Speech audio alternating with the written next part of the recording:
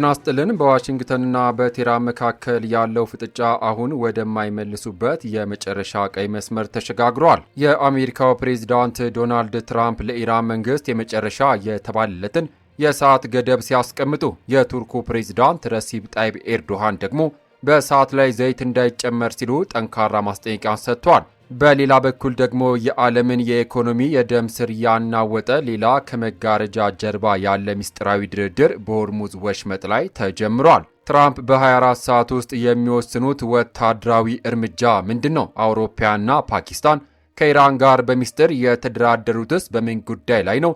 አሜሪካ በአፍሪካ የፈጸመችውስ አስደንጋጭ ጥቃት ምን ይሆን? ሰበር መረጃዎችን በዝርዝር ይዤላችሁ ቀርብ ያለው እስከ መጨረሻው አብራችሁን ቆዩ። ቪዲዮን ላይክ በማድረግ ጀምሩት። ለቻናላችን አዲስ የሆናችሁ የዩቲዩብ ቻናሌን ሰብስክራይብ በማድረግ የደውል ምልክቷን መጫ ቤተሰብ ይሁኑ። ወደ መረጃዎቹ አልፋለሁ፣ አብረን እንከታተለው። በቅድሚያም የአሜሪካው ፕሬዝዳንት ዶናልድ ትራምፕ ለኢራን የሰጡት ከባድ ማስጠንቀቂያ በድጋሚ አድሰዋል። ፕሬዝዳንቱ ለቢኤፍኤም ቴሌቪዥን በሰጡት ይፋዊ መግለጫ ቴህራን ከዋሽንግተን ጋር በአስቸኳይ ስምምነት ላይ ካልደረሰች በሰዓት ላይ የመጫወት ያህል ከባድ መጥፎ ጊዜ እንደሚጠብቃት በግልጽ ተናግረዋል። ትራምፕ ሲያብራሩ ኢራን ስምምነት ትፈርም እንደሆነ እስካሁን የማውቀው ነገር የለም፣ ነገር ግን ካልተስማሙ በጣም መጥፎ ጊዜ ያሳልፋሉ፣ ስለዚህ ስምምነቱ ማድረግ ይሻላቸዋል ብለዋል። ጉዳዩን ይበልጥ በሰዓት ላይ ቤንዚን የመጨመር ያህል አሳሳቢ የሚያደርገው ግን የእስራኤል መገናኛ ብዙሃን ይፋ ያደረጉት መረጃ ነው። የእስራኤል ከፍተኛ ባለሥልጣናትን ጠቅሶ ሚዲያዎቹ እንደዘገቡት ከሆነ በአካባቢው አንድ ትልቅ ወታደራዊ ግጭት ሊቀሰቀስ የሚችልበት እድል እጅግ ከፍተኛ ሆኗል። በዚህ ምክንያት ፕሬዝዳንት ዶናልድ ትራምፕ በኢራን ላይ ስለሚወሰደው ቀጣይ እርምጃ በሚቀጥሉት 24 ሰዓት ውስጥ የመጨረሻ ውሳኔያቸውን ያስታውቃሉ ተብሎ በከፍተኛ ጉጉት ይጠበቃል። ይህ በእንዲህ እንዳለ የኢራን የመንግስት ቴሌቪዥን ዓለምን ያስደነገጠ ሌላ አዲስ መረጃን ይፋ አድርጓል። እንደ ዘገባው ከሆነ በርካታ የአውሮፓ ሀገራት የራሳቸውን ጥቅምና ሕልውና ለማስከበር ሲሉ መርከቦቻቸውን በሆርሙዝ መተላለፊያ በኩል በሰላም ለማሳለፍ ከቴህራን መንግስት ጋር ቀጥተኛ ድርድር ጀምረዋል። የመንግስት ቴሌቪዥኑ ቅዳሜ ዕለት ባወጣው መግለጫ በድርድሩ ላይ የተሳተፉትን የአውሮፓ ሀገራት ስም በይፋ ባይጠቅስም ነገሩ ግን እውነት መሆኑን አረጋግጧል።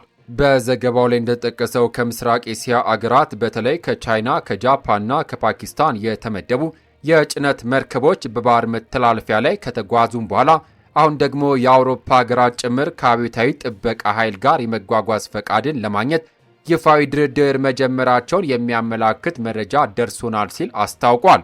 ይህ የአውሮፓውያኑ እርምጃ በዲፕሎማሲው ዓለም ውስጥ ትልቅ የካርታ ለውጥ ሊያመጣ እንደሚችል እየተነገረም ይገኛል። በሌላ ዜና የሚስጥራዊ ጥምር ኦፕሬሽን ስኬትና የቁንጮ መሪ ውድቀት። የአሜሪካው ፕሬዝዳንት ዶናልድ ትራምፕ በማኅበራዊ ትስስር ገጻቸው ባስተላለፉት ይፋዊ መግለጫ በዓለም አቀፍ ደረጃ የአይኤስ ሁለተኛ መሪ መሆኑ የሚነገረውን አቡ ቢላል አል-ሚኑኪ መወገዱን በይፋ አስታውቋል። እንደ ፕሬዝዳንት ትራምፕ ማብራሪያ ከሆነ ይህ በከፍተኛ ምስጢር የተያዘው አቡ ቢላል አል-ሚኑኪ ሕይወቱ ያለፈው የአሜሪካና የናይጄሪያ ጦር ኃይሎች በጥምር ባካሄዱት እጅግ አስገራሚ ወታደራዊ ኦፕሬሽን ነው። የስም የለሽ ኦፕሬሽን የአሸባሪውን ቡድን አከርካሪ የሰበረ ከባድ ምት ሆኖም ተመዝግቧል። ዋሽንግተን ይህንን ግለሰብ በፈረንጆቹ 2023 ዓለም አቀፍ አሸባሪ በማለት ፈርጃው የነበረ ሲሆን በአሸባሪ ቡድን ውስጥ ከፍተኛ ተሰሚነት ያለው ሁለተኛው መሪ መሆኑም ይታወቃል። የናይጄሪያ ጦር በበኩሉ በጉዳዩ ላይ እስካሁን ምንም አይነት ይፋዊ መግለጫ ከመስጠት ተቆጥቧል። ሕይወቱ ላለፈው አል-ሚኑኪ የአይኤስ የአፍሪካ ሴል በበላይነት የሚመራ ሲሆን በተለይ በቻድ፣ ኒጀርና ማሊ በስፋት የሚንቀሳቀሰውን የሽብር መዋቅር እንደ ዋና መሪ ሞተር ሆኖ ያንቀሳቅስ እንደነበረም ተሰምቷል። ፕሬዝዳንት ዶናልድ ትራምፕ የአል-ሚኑኪን መወገድ አስመልክቶ በሰጡት አስተያየት የዚህ የአሸባሪ ቡድን መወገድ በአፍሪካ ብሎም በዓለም አቀፍ ደረጃ ዳግም እንዲያንሰራራ አድርጎ ክፉኛ የሚጎዳው ታላቅ ድል መሆኑን በኩራት ገልጿል። በመጨረሻም ፕሬዝዳንቱ ለተጫወተችው ወሳኝ የጋራ ሚና የናይጄሪያ መንግስት ለአጋርነት ከልብ አመስግነዋል። ይህ እርምጃ በሳህል ቀጠና ላይ ለዓመታት የሰፈነውን የሽብር ደመና ሙሉ በሙሉ ሊበታትን እንደሚችል የደህንነት ተንታኞች እየገለጹት ይገኛሉ። በሌላ ዜና የፓኪስታን የውስጥ ጉዳይ ሚኒስትር ሞህሲን ናቅቪ ቅዳሜ ዕለት ከኢራን ከፍተኛ ባለስልጣናት ጋር ለመገናኘት ወደ ቴህራን መግባታቸውን የፓኪስታን መንግስት ምንጮችን ለአናዶሉ ዜና ወኪል በይፋ አረጋግጧል። የኢራን የመንግስት ልሳን የሆነው የአይአርኤንኤ የዜና ወኪል ቀደም ሲል እንደዘገበው ሚኒስትሩ ናቂቭ ከጥቂት ሰዓታት በፊት ባልተነገረለት የሚስጥር ጉብኝት አካል ወደ ቴህራን ደርሰዋል። የፓኪስታን የውስጥ ጉዳይ ሚኒስትር ቃል አቀባይ በበኩላቸው ይህ ጉብኝት አስቀድሞ የታቀደ መሆኑን ለአናዶሉ ቢገልጹም ስለ ጉዳዩ ዝርዝር መረጃ ከመስጠት ግን ተቆጥቧል። ሆኖም ሚኒስትሩ ሙሐሲን ናቂቭ ከኢራን አቻቸው ጋር ከተገናኙ በኋላ ሚኒስትሩ ይፋዊ መግለጫ እንደሚያወጣ ቃል አቀባዩ አስታውቋል። ይህ ምስጢራዊ ጉብኝት የክልሉን ፖለቲካ አየር ጠባይ ሙሉ በሙሉ ሊቀይር የሚችል ትልቅ እውነት ተደርጎም እየታየ ይገኛል። የፓኪስታን የሽምግልና ጥረትና የሰላም ስምምነቱ ፈተና ይህ ታላቅ ክስተት የመጣው ፓኪስታን በዋሽንግተንና በቴህራን መካከል ያለው ውጥረት ለማርገብ በትከሻዋ ላይ የከባድ የሽምግልና ሚና ተሸክማ ባለችበት ወሳኝ ወቅት ላይ ነው። ባለፈው ፌብሩዋሪ 28 በአሜሪካና በእስራኤል ጥቃት ምክንያት የተጀመረው ከባድ ግጭት በዘላቂነት ለማስቆም ኢስላማባድ ከፍተኛ ጥረት ስታደርግ ቆይታለች። በተለይም ኢራን በእስራኤልና በአሜሪካ የክልል ንብረቶች ላይ ተደጋጋሚ የአጸፋ እርምጃዎችን ስትወስድ መቆየቷም ይታወሳል።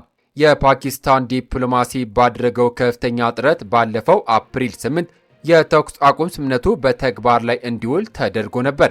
ነገር ግን በኢስላማባድ የተደረጉት ተከታታይ ውይይቶች የሁለቱን ሀገራት ቂም ሙሉ በሙሉ የሚያብዝ ዘላቂ ስምምነት ማምጣት ሳይችሉም ቀርቷል። አሁን የፓኪስታን የውስጥ ጉዳይ ሚኒስትር ቴህራን መገኘት ይህን የቆመውን የድርድር መስመር በድጋሜ ሕይወት ለመዝራት የተደረገ የመጨረሻ የዲፕሎማሲ የሞት ሽረት ሩጫ እንደሆነ የፖለቲካ ተንታኞች እየገለጹት ይገኛሉ።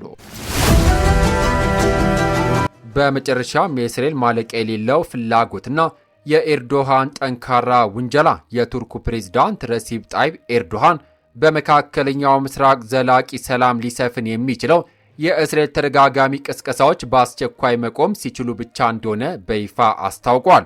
ፕሬዝዳንቱ አርብ ዕለት ከካዛኪስታን በረራ ላይ ለጋዜጠኞች በሰጡት መግለጫ አሜሪካና እስራኤል በኢራን ላይ የሰነዘሩትን ጥቃቶች በቀጥታ በመጥቀስ የአካሄድ ቀጠናውን ወደ አደገኛ ገደል እየመራ ነው ብለዋል። ኤርዶሃን ሲያብራሩም የእስራኤል ማለቂያ የሌለው ቅስቀሳ ለቀጣዩ ቀውስ ዋና መንስኤ መሆኑን አጽንኦት ሰጥቷል። ቴልአቪቭ የራሷን ድብቅ ምኞት ለማሳካት ስትል ብቻ ጦርነት በመላው መካከለኛ ምስራቅ ለማስፋፋት እየጣረች መሆኑን በማስጠንቀቅ በእሳት ላይ ዘይት እንዳይጨመር ተናግረዋል። ፕሬዝዳንት ኤርዶሃን አክለውም ቱርክ ጠንካራ የክልል ትብብር፣ ጥልቅ የመከላከያ አቅም እንዲሁም ከኔቶ አጋሮችና ከአውሮፓ ህብረት ጋር አዲስ የዲፕሎማሲ ግንኙነት እንዲኖር የመሪነት ሚናዋን ተጠቅማ ከፍተኛ ጫና እንደምታደርግ ገልጿል።